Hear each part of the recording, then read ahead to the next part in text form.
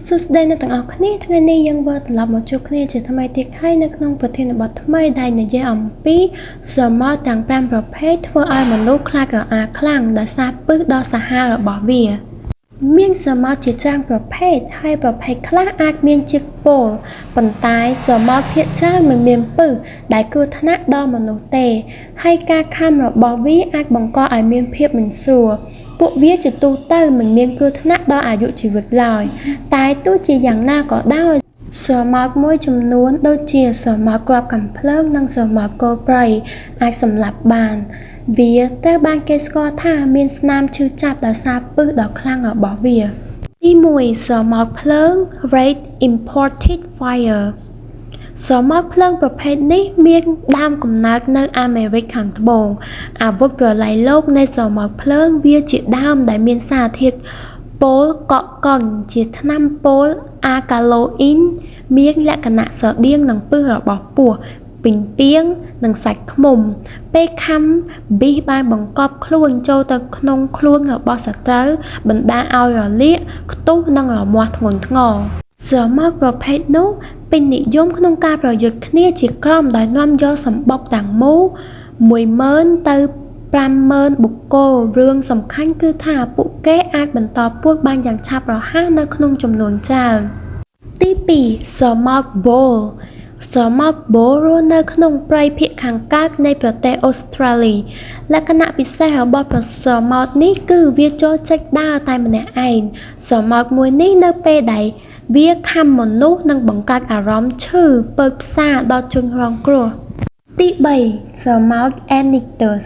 ស្រមោល Annitus ត្រូវបានគេរកឃើញជាទូទៅនៅក្នុងព្រៃត្រូពិចនៃអាមេរិកកណ្ដាលវាមានថ្គាមទាបតែវែងនិងមុតស្រួច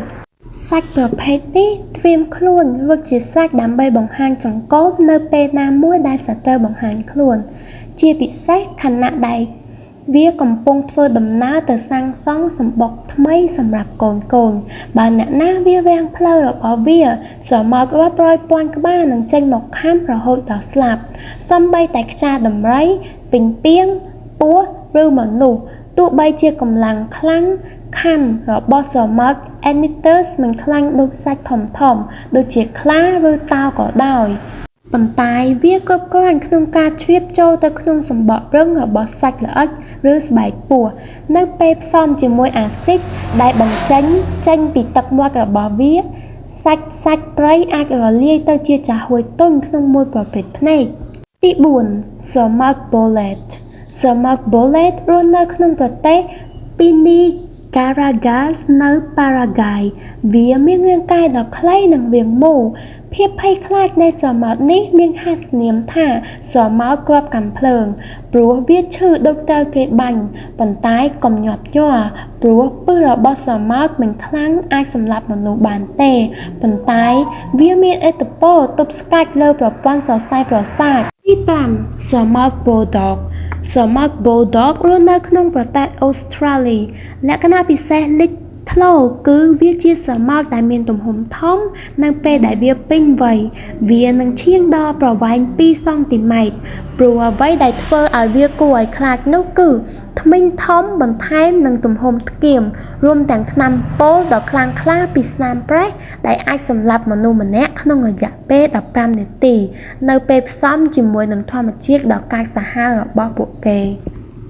អរគុណអ្នកទាំងអស់គ្នាដែលបានទស្សនាវីដេអូនេះដល់ចប់កុំភ្លេចជួយចុច like និង subscribe ឲ្យម្នាក់មួយផងជួបគ្នានៅវីដេអូក្រោយបាយបាយ